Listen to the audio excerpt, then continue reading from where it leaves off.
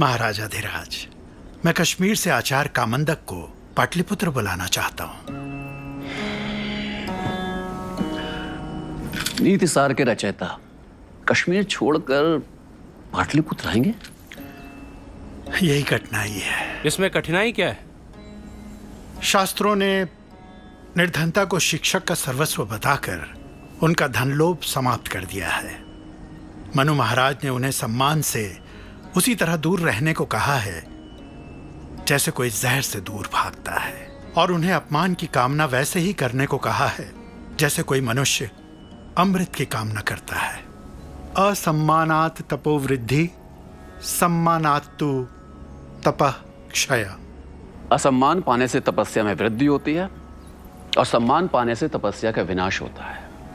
मनु महाराज आचार्यों को ना धन लेने देंगे और ना सम्मान। इसीलिए वो राजा को भी टोक देता है। टोक देता है, उखाड़ देता है।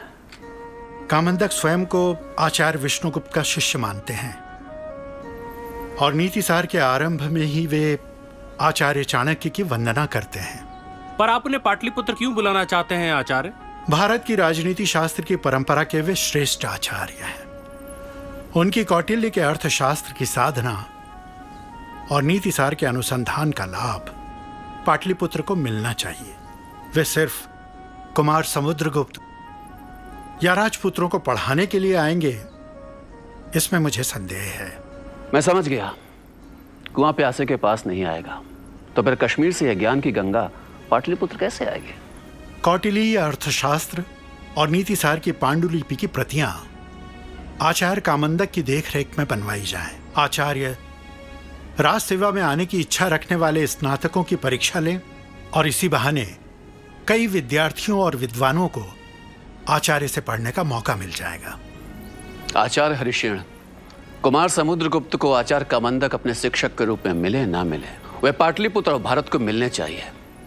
यदि इसके लिए मुझे कश्मीर भी जाना पड़े तो मैं तैयार हूं। महाराजाधिराज, मुझे विश्वास है कि राज सम्मान उन्हें यहां नहीं ला सकता, परंतु मुझे आशा है कि कौटिल्य अर्थशास्त्र और आचार्य विष्णुगुप्त की स्मृतियां उन्हें पाटलिपुत्र जरूर ले आएंगी। यस्य प्रभावाद भुवनम शाश्वते पथि तिष्ठति देवः स जयति श्रीमान दंडधरो महीपति। जिसके प्रभाव के कारण यह संसार शाश्वत मार्ग पर रहता है, वह दंड धारण करने वाला श्रीमान राजा विजयी होता है। केवल यज्ञ के लिए आवश्यक अन्न को ही ग्रहण करने वाले ऋषियों के विशाल वंश में जो अधिकतर प्रसिद्ध हुए हैं, उनमें अत्यंत चतुर, अग्नि के समान दैदीप्यमान, वेद को जानने वालों में श्रेष्ठ, जिन्होंने 4 वेदों को केवल एक वेद ही समझा, जिनके अत्यंत प्रखर संकल्प के वज्र ने पंख वाले पर्वतों के समान विशाल नंद वंश के पर्वत को जड़ सहित उखाड़ दिया। ऐसा करते समय जो अकेले थे, उस एकाकी ने शक्ति धारण करने में इंद्र के समान अपनी मंत्र शक्ति से राजाओं के बीच चंद्रमा के समान शोभा पाने वाले चंद्रगुप्त को नंद की पृथ्वी दी। अर्थशास्त्र की वैभवशाली परंपरा के समुद्र का मंथन करके जिन्होंने नीति शास्त्र का अमृत निकाला, ऐसे ब्रह्मा विष्णुगुप्त की मैं वंदना करता हूं। लिखो, नमः शुक्र बृहस्पतिभ्याम पृथिव्या लाभे पालने। पृथ्वी की प्राप्ति और उसकी रक्षा के लिए पुरातन आचार्यों ने जितने भी अर्थशास्त्र विषयक ग्रंथों का निर्माण किया है, उन सब का सार संकलन कर प्रस्तुत अर्थशास्त्र की रचना की गई है। आगे क्या लिखा है पढ़ो। जैसे जीभ पर रखे शहद या जहर का स्वाद चखे बिना नहीं रहा जा सकता, उसी प्रकार अर्थ के लेन देन में नियुक्त अधिकारी अर्थ का थोड़ा सा भी स्वाद न ले, यह असंभव है। आगे। जिस प्रकार पानी में रहने वाली मछलियां पानी पीती दिखाई नहीं देती, उसी प्रकार अर्थ कार्यों पर नियुक्त कर्मचारी धन का अपहरण करते भी नहीं दिखाई देते। आगे। आकाश में उड़ रहे पक्षियों की गतिविधि का पता लगाया जा सकता है, पर धन के अपहरण करने वाले कर्मचारियों की गतिविधि से पार पाना कठिन। लिखो, राजा जब उन अध्यक्षों का पता लगा ले तो उन धन संपन्न अधिकारियों की सारी संपत्ति छीन ले और उन्हें उच्च पदों से हटाकर निम्न पदों पर नियुक्त कर दे, ताकि भविष्य में वो गबन ना कर सके और अपने गबन को स्वयं उगल दें। ऐसे अधिकारी जो राज्य धन का अपहरण नहीं करते, बल्कि न्यायपूर्वक राजा की समृद्धि और उसे प्रिय समझकर उसके हित के लिए सदा प्रयत्नशील रहते हैं, ऐसे सच्चरित्र अध्यक्षों को सदा सम्मान पूर्वक उच्च पदों पर ही बनाए रखना चाहिए। अध्यक्ष प्रचार नामक द्वितीय अधिकरण में उपयुक्त परीक्षा नामक 9वां अध्याय। 9वां अध्याय समाप्त। ये पांडुलिपियां हैं, इन्हें वापस पुस्तकालय भेज दो शारंग, और दोनों लंबी यात्रा की तैयारी करो। ये मैं क्या सुन रहा हूं? तुमने अर्थशास्त्र लिखना स्थगित कर दिया है? इस समय भारत को मेरे अर्थशास्त्र की नहीं, किसी और शास्त्र की जरूरत है जो इसे एक कर सके। ये कैसा दुर्भाग्य है इस राष्ट्र का कि अलक्षेंद्र के लिए आम भी भारत के द्वार खोल रहा है। वाहिक प्रदेश के गणराज्यों में शक्ति है, स्वाभिमान है, पर एकता नहीं है। आम भी पर्वतेश्वर को नीचा दिखाना चाहते हैं और पर्वतेश्वर आम भी को कुचलना चाहते हैं। भारत में जन है, जनपद है, महाजनपद है, गणराज्य है, राज्य है, साम्राज्य है, पर भारतीय नहीं है। खंड खंड में बटा हुआ भारत किसी भी आक्रांता से लड़ नहीं सकता गुरुदेव। यहाँ कोई मागध है, मालव है, क्षुद्रक है, कुरु है, पांचाल है, मल्ल है, मत्स्य है, पर भारतीय नहीं है। एक से अनेक हुए भारत को एक होना होगा। हर दिन भारत के सीमा प्रदेशों से लगे हुए राष्ट्रों से निर्वासितों के झुंड तक्षशिला में प्रवेश कर रहे हैं गुरुदेव, और अपने आक्रांताओं की क्रूरता की कहानियां साथ ला रहे हैं। यदि भारत ने इस चुनौती का प्रतिकार नहीं किया तो वो हारेगा। कई पुष्कलावती, मस्कावती, अष्टक प्रदेश, मालव, क्षुद्रक, ब्राह्मण, शिविराज और गणराज्य नहीं, हारेगा भारत। इसलिए भारत को तुम्हारे अर्थशास्त्र की आज पहले से ज्यादा जरूरत है।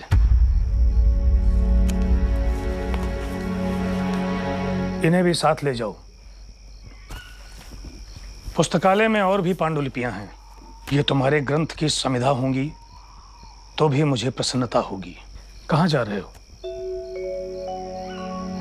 भारत उस समय 16 महाजनपदों में बटा हुआ था। दूर यूनान से एक योद्धा अलक्षेंद्र विश्व को जीतने का सपना लेकर राष्ट्रों को रौंदता, नगरों को उजाड़ता भारत की ओर बढ़ रहा था। भारत की सीमा से लगे तक्षशिला की अपने पड़ोसी राज्य कैकेयी से शत्रुता थी। इसलिए तक्षशिला से युवराज आम्भी ने अलक्षेंद्र से संधि कर ली। अलक्षेंद्र के लिए भारत में बढ़ने का रास्ता खुला था। भारत पर विदेशी आक्रांता राज्य करेंगे, इसी विचार से आचार्य विचलित हो उठे। उन्होंने सभी राज्यों और गणराज्यों को एक होकर अलेक्जेंडर का मुकाबला करने को कहा, पर अपने जातीय अभिमान में चूर शासक एक शिक्षक की कहां सुनते। इसलिए आचार्य उस समय के सबसे शक्तिशाली मगध सम्राट नंदवंशी धननंद से भारत की रक्षा करने की प्रार्थना लेकर मगध की राजधानी पाटलिपुत्र पहुंचे। एक असाधारण शिक्षक और एक शक्तिशाली सम्राट का सामना हुआ, जिसने भारत और इतिहास की दिशा बदल दी। Alexander, Alexander, Alexander! अब एक बार भी अलेक्जेंडर का नाम लिया तो मैं तुम्हें धक्के मारकर बाहर निकलवा दूंगा। समर्थ है धननंद किसी भी आक्रांता को उत्तर देने में। तक्षशिलाधीश को मेरी सहायता चाहिए तो वो मुझसे प्रार्थना करे। कैकेयी राज पर्वतेश्वर को मेरी सहायता चाहिए तो वो मुझसे प्रार्थना करे। उत्तरापद के वे राजकुल ही कहते थे ना मुझे हीन कुल का, नाई का बेटा, तो मांगे वे उच्च कुल के असमर्थ राजा इस हीन कुल के सम्राट से सहायता की भीख। और तू कौन है ब्राह्मण? किस जनपद, महाजनपद या राष्ट्र का निवासी? यह पृथ्वी मेरी मां है और मैं उसका पुत्र हूं। मां का नाम है भारती, इसलिए मैं हूं भारतीय। हिमालय से लेकर समुद्र पर्यंत तक जो जनपद है उस राष्ट्र का मैं निवासी, और उसका नाम है भारत। कहां है वह भारत? वो श्रुति में है, वो स्मृति में है, वो सूत्रों में है, वो आगम में है, निगम में है, इतिहास महाकाव्यों में है, धर्म अभिधर्म में है, सरस्वती सिंधु नर्मदा कावेरी सरिता सागर, कश्मीर कांची पर्वत पठार खेत खलिहानों वन विहारों में है सम्राट। वाचाल, तू मालव है, शूद्रक है, योद्धेय है, शिवी है, अष्टक है, अश्वक है। इस खंड खंड में बटे हुए भारत में तू रहता कहां है? तक्षशिला भारत में। किसका दूत है तू? आंभी का, पर्वतेश्वर का, काशी का, कौशल का? मैं दूत हूं उनका जिनका आक्रांताओं के हाथों रक्त बहेगा। मैं दूत हूं उनका जो अलेक्जेंडर द्वारा मारे जाएंगे। मैं दूत हूं उनका जो अलेक्जेंडर के सैनिकों के पैरों तले रौंद दिए जाएंगे। मैं दूत हूं उस भारत भूमि का जो अलेक्जेंडर के द्वारा पदाक्रांत होगी। मैं दूत हूं भारत की उस स्वतंत्रता का जो कुचल दी जाएगी सम्राट। ब्राह्मण, जो वीर होगा विजयी होगा। पृथ्वी होती ही है वीरों के द्वारा पदाक्रांत करने के लिए। जो पृथ्वी को पदाक्रांत करे वो आक्रांता होता है, और जो पृथ्वी का पालन और उसकी रक्षा करे वो प्रजा पालक होता है सम्राट। भारत की सीमाएं अपनी रक्षा के लिए आपको पुकार रही हैं। ब्राह्मण, मगध के सामने पहले उन्हें अपना मस्तक तो झुकाने दो।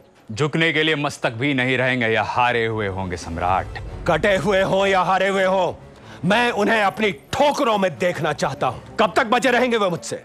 रही किसी आक्रांता की चुनौती तो मैं उसके गंगा पार करने की प्रतीक्षा करूंगा।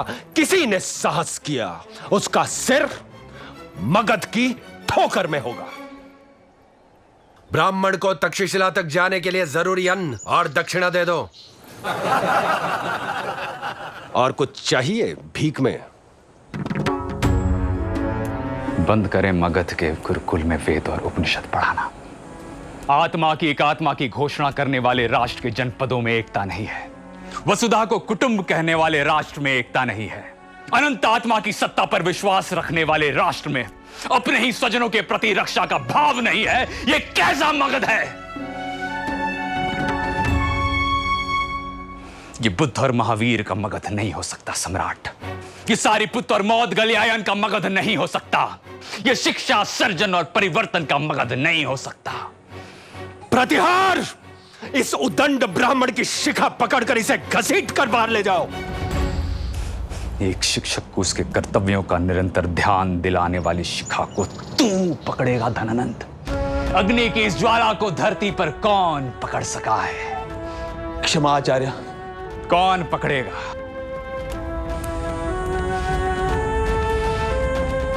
तो तू भी सुन ले आज एक शिक्षक का प्रण। भिक्षा के अन्न पर पलने वाला मैं विष्णुगुप्त, भारत का एक आचार्य, अपनी शिखा तब तक नहीं बांधूंगा जब तक मैं तेरा और तेरे जैसे शासकों का समूल नाश नहीं कर देता। हत्या कर दो इस दुष्ट की। महाराज, ब्राह्मण अवध्य है। मेरे संकल्प की अग्निशिखा में तुझ जैसे कीट पतंगों की तरह कूद कूद कर आप मरेंगे धनानंद। एक शिक्षक की यह शिखा दावाग्नि होगी और वह तभी शांत होगी जब नंद वंश का समूल नाश होगा। ये काल सर्पणी मुझे डस डस कर अपने कर्तव्यों की याद दिलाती रहेगी धनानंद। बाहर निकालो इस ब्राह्मण को।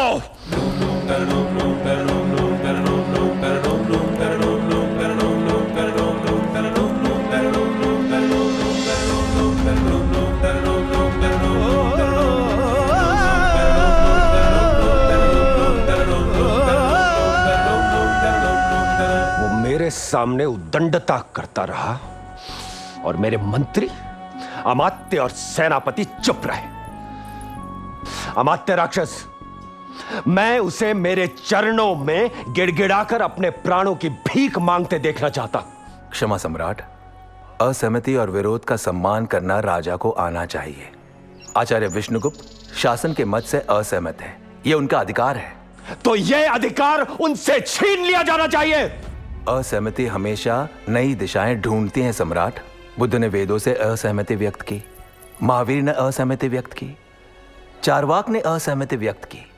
असहमति का सम्मान हमारी परंपरा है। और कड़वा सच बोलने के लिए सच बोलने वाले की हत्या नहीं की जा सकती, कितना ही अप्रिय क्यों ना हो। राजा को सच सुनना चाहिए सम्राट। और जिस दिन शिक्षक ने, बुद्धिजीवी ने, ज्ञान की आराधना करने वालों ने मृत्यु के डर से सच बोलना बंद कर दिया, वो दिन शास्त्रों की पराजय का दिन होगा। इसलिए शिक्षक को गिड़गिड़ाने के लिए, भीख मांगने के लिए मत कहिए, उसे तो सिंह गर्जना करने के लिए कहिए। तभी तो हमारा भविष्य सुरक्षित है। क्या मेरे वंश का समूल नाश करने की प्रतिज्ञा करने वाला पाटलिपुत्र से जीवित जाना चाहिए अमात्य?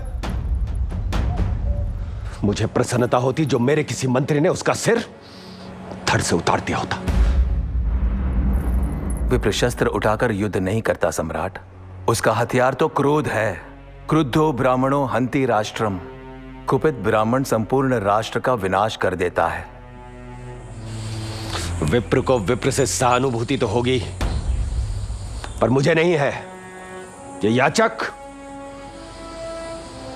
प्रजा और राजा को लूट रहे हैं। एक आचार्य की रक्षा करना और उसके क्रोध से आपकी रक्षा करना मेरा कर्तव्य है। मैं अभी प्रयत्न करूंगा कि आचार्य विष्णुगुप्त अपनी शिखा बांध लें।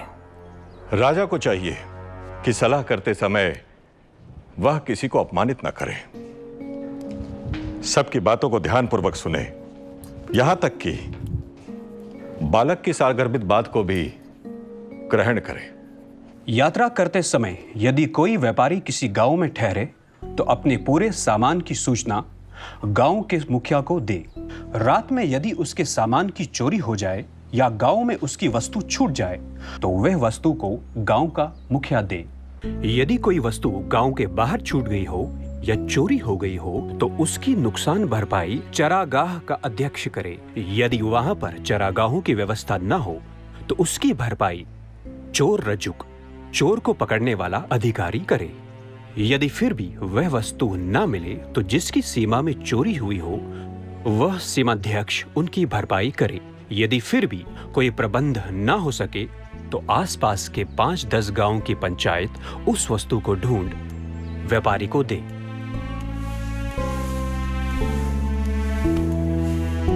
आचार्य, जो हुआ उसके लिए क्षमा चाहता हूं आचार्य। और एक शिक्षक के संकल्प को जगाने के लिए मैं पाटलिपुत्र का धन्यवाद देना चाहता हूं। विष्णुगुप्त, मैं और अमात्य चाहते हैं कि आप पाटलिपुत्र में ही रहें। आप मुझे बंदी बना रहे हैं। आपको बंदी बनाने की भूल मैं नहीं कर सकता। तो क्या चाहते हैं आप? आचार्य, मैं चाहता हूं आप आचार्य बृहस्पति के ग्रंथ को ठीक करने में मेरी मदद करें। जरूर करूंगा, पर पहले लोगों को ठीक कर लो। इस समय इस देश की मांग है सुरक्षा, एकता और सुशासन। क्या तुम इसमें मेरी मदद कर सकते हो अमात्य? पुस्तकों से पहले इस देश को ठीक कर लिया जाए आचार्य।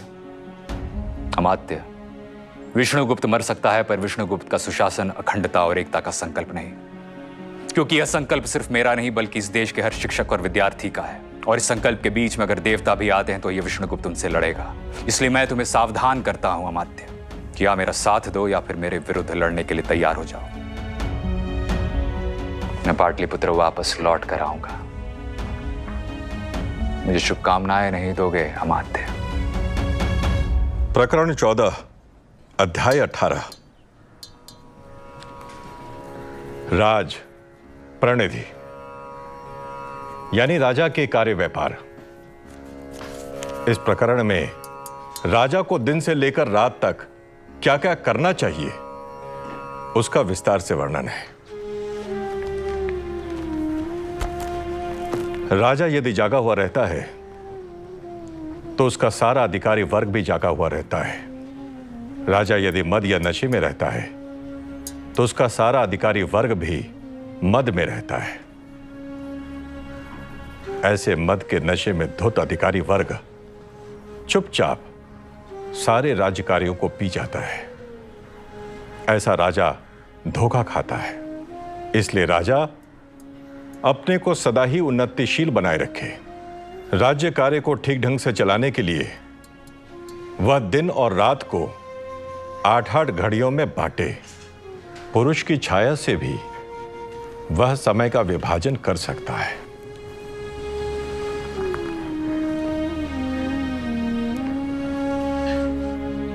कुछ देर विराम। तब तक भारत गाथा आचार्य।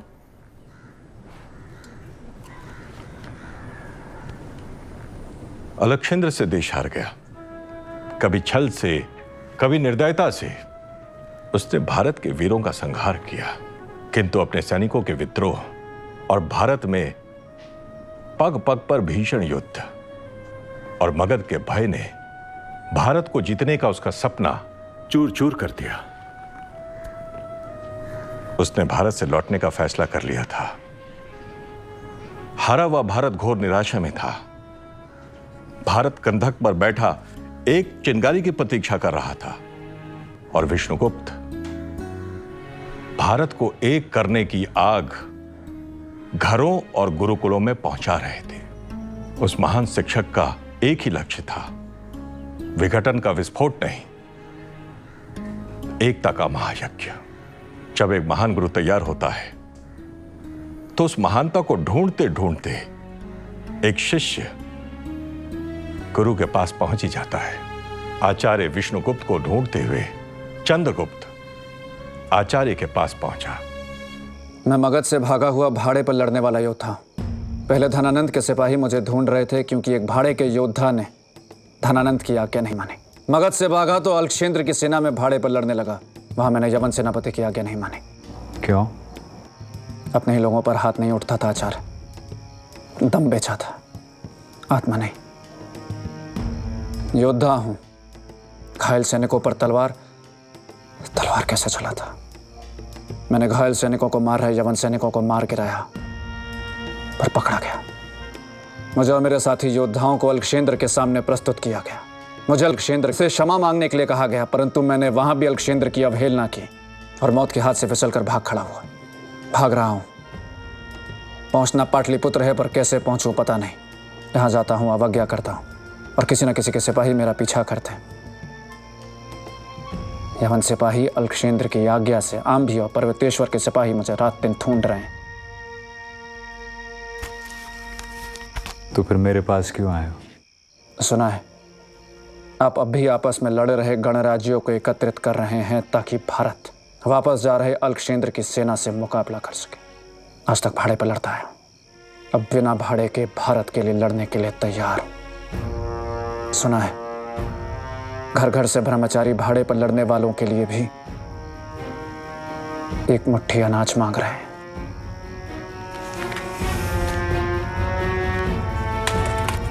महान चुनौतियों को जब महान व्यक्ति ललकारते हैं तब इतिहास करवट लेता है। स्वतंत्रता, एकता, सुरक्षा और सुराज। इसलिए स्वतंत्रता के स्वर को हर उन घरों में ले जाओ जिन्होंने अपने स्वजनों को युद्ध में खो दिया है।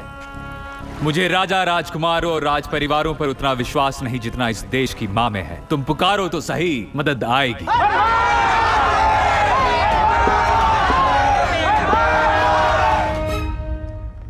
अलक्षेंद्र से हारे हुए गणराज्यों में निराशा थी। हजारों लोगों ने अपनी स्वतंत्रता की रक्षा के लिए अपने स्वजनों को खोया था। आचार्य विष्णुगुप्त और गुरुकुलों ने विदेशी दासता के जुए को अपनी गर्दन से उतार फेंकने का देश आह्वान किया। स्वराज्य की ऐसी आंधी उठी कि उसने यवनों को उखाड़ फेंका।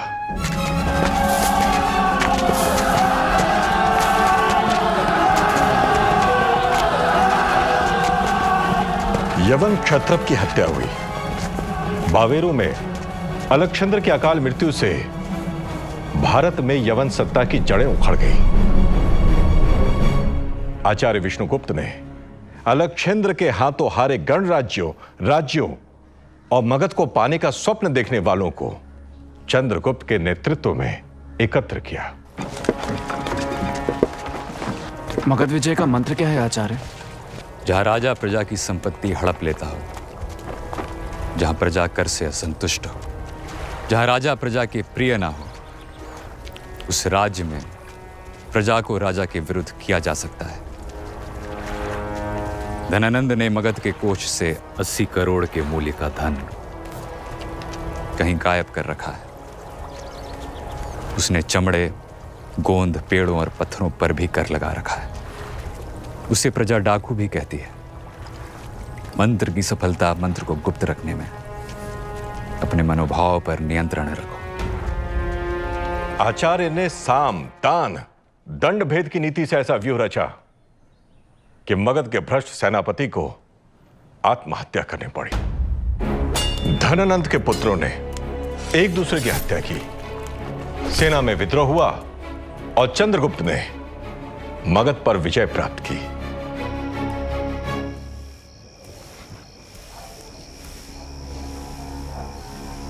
क्या खबर है चंदन दास? नगर को चारों तरफ से चंद्रगुप्त के सैनिकों ने घेर लिया है। नगर के सभी द्वार चंद्रगुप्त के सैनिकों के कब्जे में हैं। चंद्रगुप्त की अनुमति के बिना ना तो कोई नगर में प्रवेश कर सकता है और ना ही नगर से बाहर जा सकता है। पूरी रात नगर में पहरे देने वाले सिपाही नगर की गलियों में घूम रहे हैं। पूरे नगर में घोषणा करवा दी गई है कि रात्रि की पहली 6 घड़ी बीत जाने के बाद और रात्रि की अंतिम 6 घड़ी रह जाने के पहले भेरी घोष होगा। इन 2 भेरी घोषों के बीच में यदि कोई व्यक्ति देखा गया या राजमहल के आसपास भी देखा गया तो उसे कैद कर लिया जाएगा, उसे दंड मिलेगा।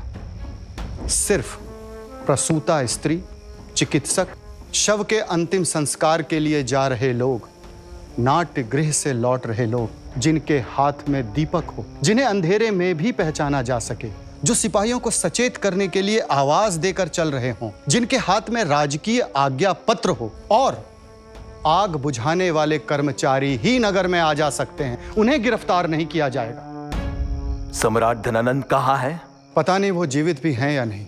आचार्य विष्णुगुप्त उन्हें तब तक नहीं मारेंगे जब तक पाटलिपुत्र पूरी तरह से उनके अधिकार में नहीं होगा।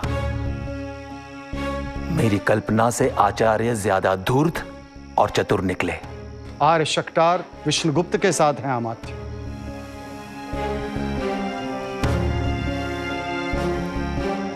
अब हर नंद विरोधी उनका साथ देगा। अधिकरण 2, प्रकरण 55, अध्याय 36। आगे। समाहर्ता की तरह नागरिक अधिकारी भी नगर के प्रबंध की चिंता करें। उत्तम 10 कुलों, मध्यम 20 कुलों और अधम 40 कुलों का प्रबंध गोप नामक अधिकारी करे।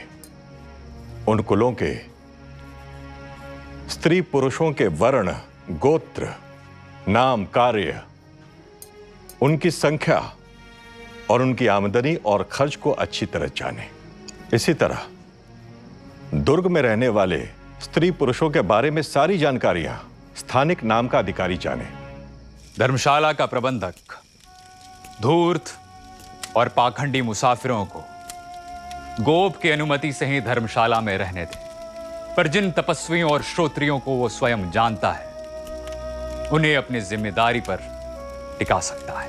आचार्य, मोटा और महीन काम करने वाले विश्वास पात्र और पहचान के कारीगरों को अपने काम करने की जगह पर ठहराया जा सकता है। व्यापारी अपने जान पहचान के व्यापारियों को अपने दुकानों पर ठहरा सकते हैं। पर देश काल के विपरीत व्यापार करने वाले या दूसरे के सामान को अपने व्यवहार में लाने वाले की सूचना नागरिक शासन को दे। आचार्य, शराब और मांस बेचने वाले, भोजनालय और वेश्याएं अपने अपने जान पहचान वालों को अपने घर पर ठहरा सकते हैं। यदि कोई व्यक्ति अधिक खर्च करता दिखे या अधिक शराब पीता दिखे तो उसकी सूचना गोप या स्थानिक को दी जानी चाहिए।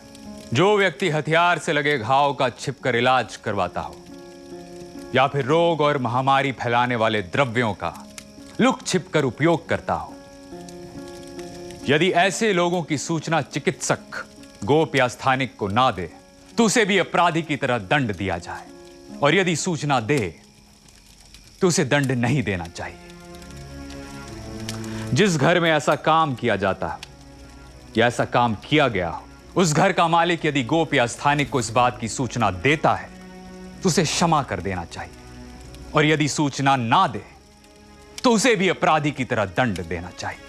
घर का मालिक घर में आने वाले हर आदमी अतिथि या घर से बाहर जाने वाले हर आदमी अतिथि की सूचना गोप को दे, वरना ये लोग यदि रात में किसी की चोरी करें तो इसका जिम्मेदार घर के मालिक को समझा जाए।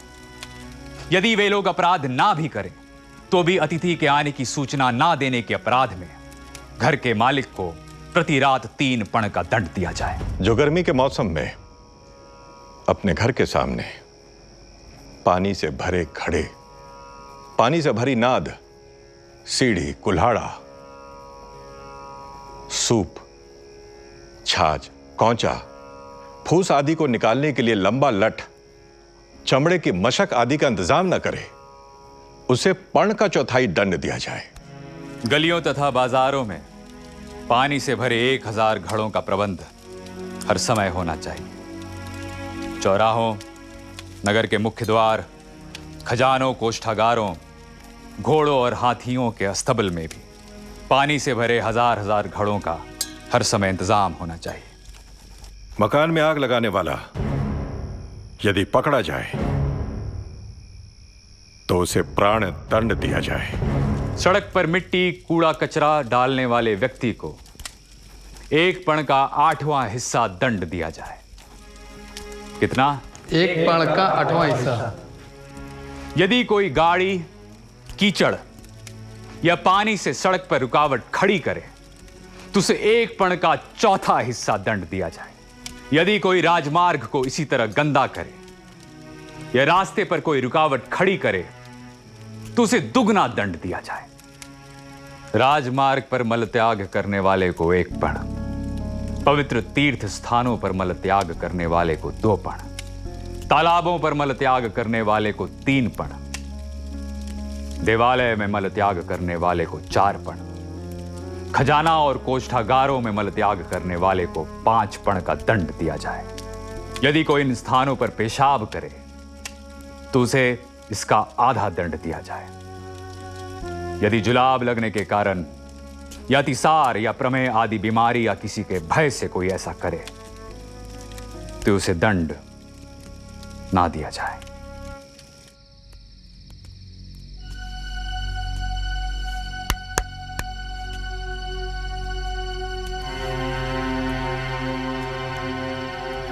चंद्रगुप्त इसी कमरे में सोएगा। मेरे और तुम दोनों की सिवा यह बात किसी और को पता ना चले। सोने बिछाने और किसी भी काम के लिए चंद्रगुप्त उन्हीं वस्तुओं का उपयोग करेगा जिस पर मेरी मोहर लगी हो या जिसे मैं देख लूं।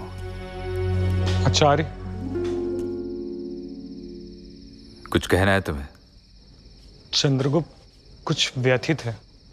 शारंगरव, चंद्रगुप्त की व्यथा सुनने के लिए मेरे पास समय नहीं है, बल्कि इस समय तो चंद्रगुप्त को प्रजा की, भारत की व्यथा सुनने के लिए तैयार होना है। इस समय मुझे धनानंद के भक्तों से चंद्रगुप्त की रक्षा करनी है और जल्दी से जल्दी उसे प्रजा का प्रिय बनाना है। कौन हूं मैं? मगध सम्राट या आचार्य विष्णुगुप्त के हाथों में खेलने वाली एक कठपुतली? जब से पाटलिपुत्र आया हूं एक कमरे में नहीं सोया।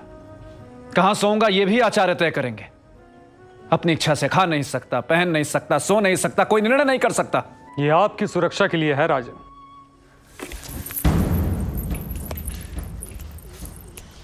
सुरक्षा? ये मेरी सुरक्षा है या मैं यहां बंदी से भी बदतर हूं? यह कैसा राज्य है जहां राजा निर्णय लेने के लिए स्वतंत्र नहीं है? आज तक मैं प्रजा के सामने सभा में प्रस्तुत नहीं किया गया। प्रजा ने अपने राजा को देखा तक नहीं। मेरा मंत्री कौन, पुरोहित कौन, सेनापति कौन, दोवारिक कौन, अंतर्वांशिक कौन, समाहर्ता कौन, सन्निधाता कौन, प्रवेष्टा कौन, मैं नहीं जानता। क्यों नहीं कर रहे आचार्य पाटलिपुत्र के सिंहासन पर मेरा अभिषेक? सारे प्रश्नों का उत्तर केवल एक व्यक्ति के पास है, आचार्य विष्णुगुप्त। शरणग्रह में आचार्य से मिलना चाहता हूं। आचार्य जहां भी हैं, मुझे इसी समय आचार्य के पास ले चलो। आचार्य की अनुमति और आज्ञा के बिना मैं आपको आचार्य के पास भी नहीं ले आ सकता राजन। शरणग्रह, आचार्य के साथ रहते रहते तुम लोग कितने निष्ठुर हो गए, पत्थर हो गए। सम्राट, मैं सिर्फ उस आचार्य विष्णुगुप्त को जानता हूं जो आज भी स्वाध्याय किए बिना, मुझे और निपुणक को पढ़ाए बिना सोते नहीं, जो आज भी उस अन्न के दाने पर जीते हैं जो मैं और निपुणक भिक्षा में मांग के लाते हैं। वे आज भी वही वस्त्र पहनते हैं जो किसी ने उन्हें दान में दिए होते हैं। पानी आज भी वो चुल्लू में लेकर पीते हैं। कल के लिए जिसके पास अनाज का एक दाना नहीं, जिसका हर कार्य हर कदम बस एक ही दिशा की ओर जाता है, वो है भारत, जिसकी हर आहुति सिर्फ राष्ट्र के लिए। आचार्य के लिए कोई और संदेश हो तो कहिएगा राजन। राजा के स्वार्थ की बात राजा से तत्काल ही कह देनी चाहिए। अपने स्वार्थ की बात राजा के प्रिय और हित चाहने वाले व्यक्तियों से करनी चाहिए, और दूसरे के स्वार्थ की बात उचित समय और स्थान देखकर करनी चाहिए, और जो कुछ भी कहे वो धर्म और अर्थ से समन्वित होनी चाहिए। याद है तुम्हें? अब आगे सुनो। राजा के पूछने पर उसकी अनुमति से उसे प्रिय और उसके हित की बात कह देनी चाहिए। प्रिय हो तो भी उसके अहित की बात राजा को नहीं कहनी चाहिए, पर राजा के हित की बात अप्रिय हो तो भी उसे कहनी चाहिए। उत्तर देते समय यदि अप्रिय बात सुनाने में डर लग रहा हो तो चुप हो जाना चाहिए।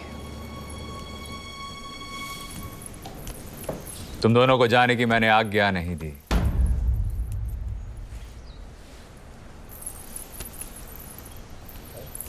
यदि सम्राट गुप्त मंत्रणा करना चाहते हैं तो कह सकते हैं। मैं कौन हूं आचार्य? राजा। आपके शास्त्रों में एक राजा की क्या स्थिति है? शास्त्र और मेरे दृष्टि में राजा की स्थिति एक वेतनभोगी सेवक से बढ़कर कुछ भी नहीं है राजन। ऋत्विक, राजपुरोहित, पटरानी, राजकुमार से लेकर शासन के प्रथम सेवक से लेकर अंतिम सेवक तक का वेतन तय है। तो क्या मैं पाटलिपुत्र में सिर्फ एक दास हूं? राजा की दास जैसी स्थिति ही उसे प्रजा का स्वामी बनाती है चंद्रगुप्त। राजा राष्ट्र के एक सेवक और भृत्य से बढ़कर कुछ भी नहीं है। शारंगरव, सम्राट को आचार्य शुक्र का मत बताओ। सम्राट, राजा राज्य रूपी वृक्ष का मूल है, मंत्री परिषद उसका धड़ है, सेनापति उसकी शाखाएं हैं, सैनिक उसके पत्ते हैं, प्रजा उसके पुष्प है, देश की संपन्नता उसके फल हैं और समस्त देश उसका बीज है। तो फिर दास का कोई अधिकार भी तो होगा।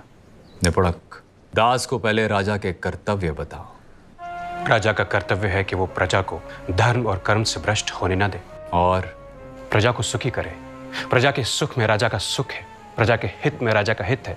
अपने आप को अच्छे लगने वाले कार्यों को करने में राजा का हित नहीं है, बल्कि राजा का हित तो प्रजा को अच्छे लगने वाले कामों को करने में है। सम्राट शारंगरव, अब सम्राट को दास के अधिकार बताओ। अपराधियों का दमन। तो धनानंद अभी तक जीवित और अमात्य राक्षस स्वतंत्र क्यों है? क्या धनानंद मगध का अपराधी नहीं है? क्या कहकर मैं तुम्हें पाटलिपुत्र के सामने प्रस्तुत करूं कि ये देखो, ये रहा तुम्हारा राजा जिसके हाथ धनानंद के खून से रंगे हुए हैं, या फिर प्रजा के सामने मैं उस चंद्रगुप्त को प्रस्तुत करूं जो प्रजा से कह सके कि ये रहा प्रजा का धन, मैं 80 करोड़ के मूल्य की संपत्ति वापस प्रजा के कोष में लाया हूं।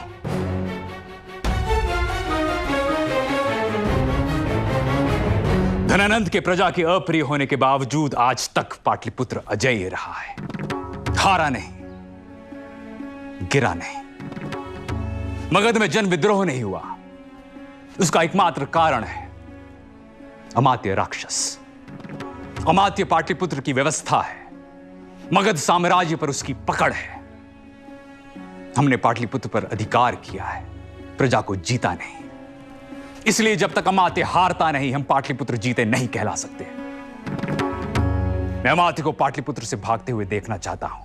पाटलिपुत्र से अमात्य का भागना ही उसकी पराजय होगी चंद्रगुप्त।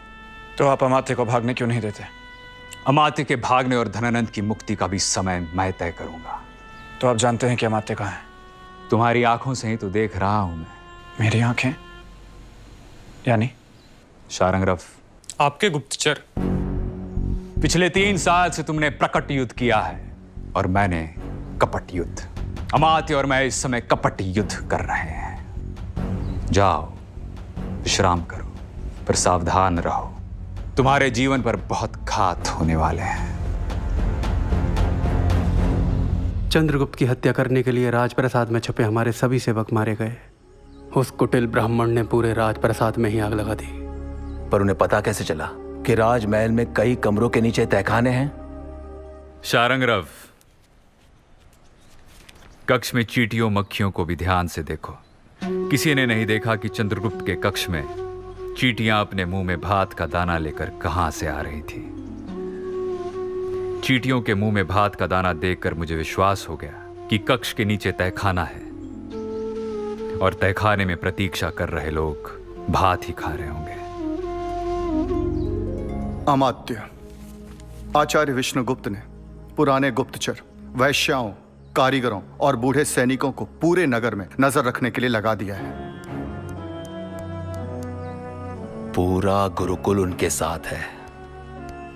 और यह चंद्रगुप्त मौर्य सेनापति और मूरादासी का पुत्र है। यह विष्णुगुप्त आचार्य चणक का पुत्र, और यदि यह चंद्रगुप्त दासी पुत्र है तो पाटलिपुत्र गंधक के ढेर पर बैठा है। क्या आचार्य जानते हैं कि चंद्रगुप्त दासी पुत्र है?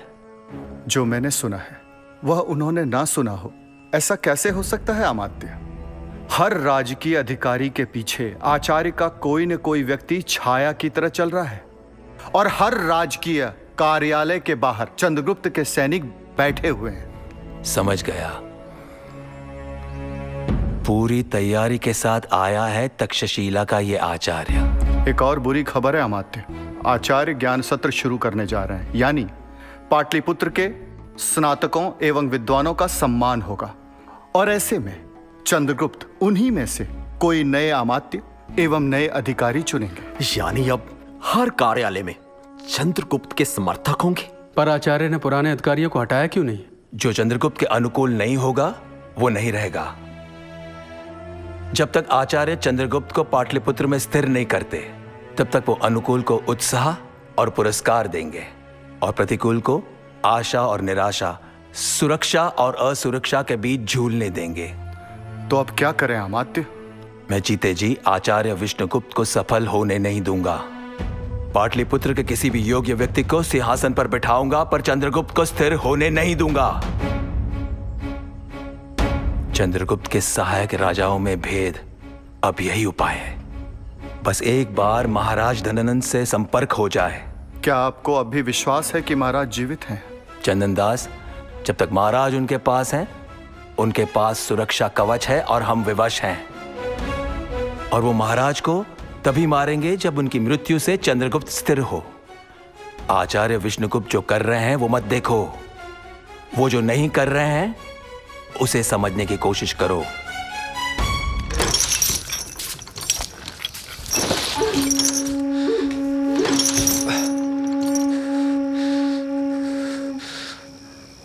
मूर्ख ब्राह्मण, तुझे क्या लगता है मुझे मारकर चंद्रगुप्त पाटलिपुत्र के सिंहासन पर स्थिर हो जाएगा, सुशासन आ जाएगा? धनानंद, मेरा विश्वास प्रजा में है। वो प्रजा जो राष्ट्र की पुनीत थाती राजा को सुशासन के लिए सौंपती है, इसलिए उसे राजा को हटाने का भी अधिकार है। तुझे चंद्रगुप्त में विश्वास ना हो, पर मुझे है। मुझे विश्वास है उस व्यवस्था में जहां राजा राज्य रूपी रथ का एक पहिया है और दूसरा पहिया उसके मंत्री, अमात्य और अधिकारी हैं। मुझे विश्वास है उस व्यवस्था में जहां राजा को गुरुजन और अमात्य वर्ग मर्यादा में रखते हैं और उसे गलत और अनर्थ करने वाले कामों से रोकते हैं। काश तेरे मंत्रियों ने तुझे राज्य की 80 करोड़ की संपदा का अपहरण करने से रोका होता, अनर्थ करने से रोका होता। कहां छिपा रखा है प्रजा का वो कोष? कौन से 80 करोड़ की संपत्ति? प्रजा को उसका धन लौटा दो तो मैं तुम्हें पाटलिपुत्र से सुरक्षित जाने दूंगा। मुझे मारकर अपना प्रतिशोध पूरा कर ले ब्राह्मण। तेरे सारे उत्तराधिकारी मारे जा चुके हैं धनानंद। तुम्हें तुम्हारी पत्नी और पुत्री की चिंता नहीं होगी, पर मुझे है। स्त्री हत्या का पाप मैं चंद्रगुप्त के माथे नहीं लगने दूंगा। चाहो तो अपनी पत्नियों को साथ ले जाना। और मेरी बेटी के साथ क्या करेगा तू? 80 करोड़ लौटा दो तो मैं उसका विवाह चंद्रगुप्त से करवा दूंगा। इसमें भी तेरा स्वार्थ? हाँ धनानंद, प्रजा के धन को अपहरण करने का अधिकार राजा को भी नहीं है। ब्राह्मण, मैं तुझ पर विश्वास कैसे करूं? तुम्हारे पास कोई दूसरा रास्ता है? तू शिक्षक है ना? वचन दे, मेरी बेटी का विवाह मगध सम्राट चंद्रगुप्त से ही करवाएगा और मुझे पाटलिपुत्र से सुरक्षित जाने देगा। वचन दिया। 80 करोड़ का वो कोष मैंने गंगा के किनारे एक चट्टान को खुदवाकर उसमें छिपा रखा। अब मैं विवाह किससे करूंगा ये भी आचार्य तय करेंगे। क्या मुझे अपने मन से प्रेम करने का भी अधिकार नहीं है? धनानंद से प्रतिशोध लेने के लिए आचार्य मेरा भी इस्तेमाल कर रहे हैं। चंद्रगुप्त, क्षमा सम्राट। आचार्य का उद्देश्य यदि धनानंद से प्रतिशोध लेना होता तो वे हत्यारों का निर्माण करते, चंद्रगुप्त का नहीं। धनानंद की हत्या के लिए आपके सहायक राजा भी पर्याप्त थे आचार्य के लिए। वे राजा जो अमात्य की सहायता के लिए उतावले हो रहे हैं ताकि उन्हें पाटलिपुत्र का कोष मिले। तो आचार्य क्यों चाहते हैं धनानंद की बेटी से मेरा विवाह हो? ताकि तुम्हारी हत्या के लिए उत्सुक नंद भक्त तुम्हारी हत्या की योजना बनाना बंद कर दे।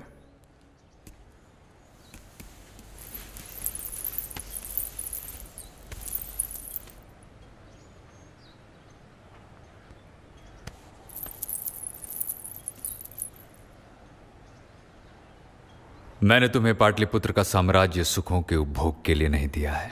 मैंने तुम्हें पाटलिपुत्र का साम्राज्य इसलिए दिया है ताकि खंड खंड में बटे हुए भारत को तुम एक कर सको, ताकि तुम भारत को सुशासन दे सको। याद रख, राजा का सुख प्रजा के सुख में है। तेरे सुख के लिए मैं तेरे जीवन को दांव पर नहीं लगाऊंगा। यदि अपने सुख की कामना सताए तो सबसे पहले उन विधवाओं के विलाप को याद करना जिनके पति स्वतंत्रता के युद्ध में मारे गए। उन शिशुओं को याद करना जिन्होंने अपने पिता को स्वतंत्रता के युद्ध में खो दिया। उन बूढ़े माँ बाप को याद करना जिनके बुढ़ापे की लाठी भारत की सीमाओं पर खो गई।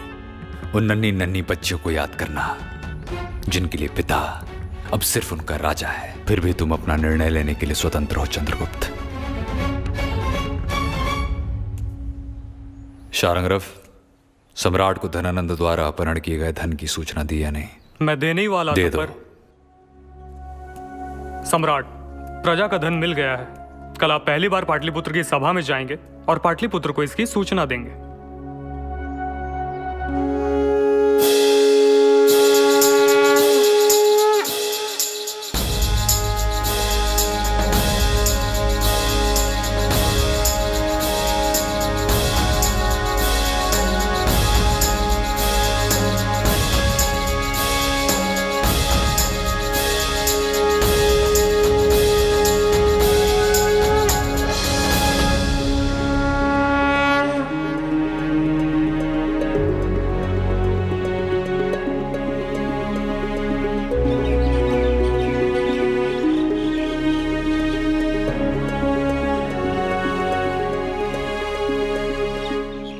मैं पाटलिपुत्र के आचार्यों, स्नातकों, ब्रह्मचारियों, वीरों, श्रेष्ठियों, श्रमजीवियों, राज कर्मचारियों का स्वागत कुमार चंद्रगुप्त की ओर से कैसे करूं?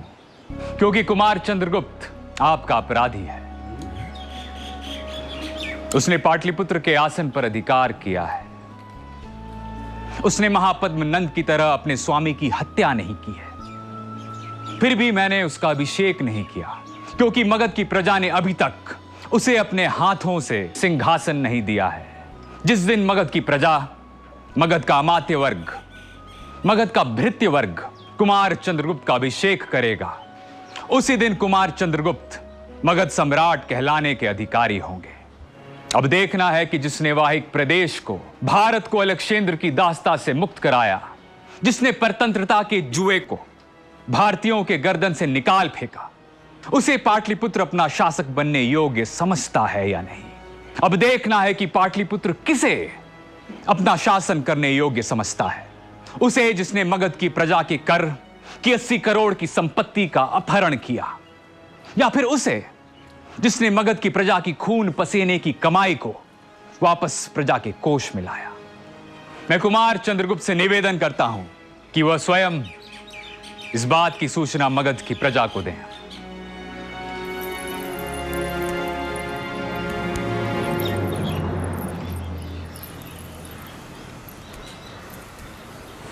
भारत, महाराज धनानंद ने 80 करोड़ की संपत्ति गंगा के तट पर एक चट्टान को खुदवा कर उसमें गाड़ रखी थी।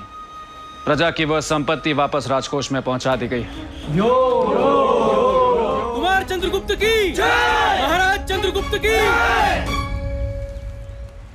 महाराज धनानंद द्वारा पत्थर, पेड़ और गोंद पर लगाए गए कर को मैं वापस लेता हूं। योग योग, कुमार चंद्रगुप्त की जय, महाराज चंद्रगुप्त की जय। पाटलिपुत्र को हर्ष दे, ऐसी और एक घोषणा मैं करने जा रहा हूं। कुमार चंद्रगुप्त महाराज विवाह कर रहे हैं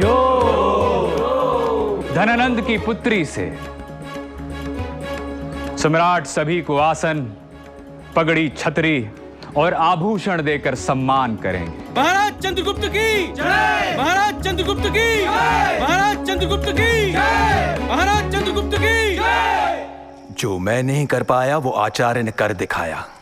अब क्या अमात्य? मेरा निश्चय अटल है, चंद्रगुप्त का अभिषेक नहीं होगा।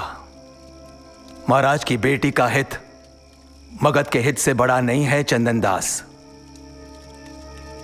पर अब मैं नगर में रहकर विष्णुगुप्त से नहीं लड़ सकता। मेरे भागने का समय आ गया है।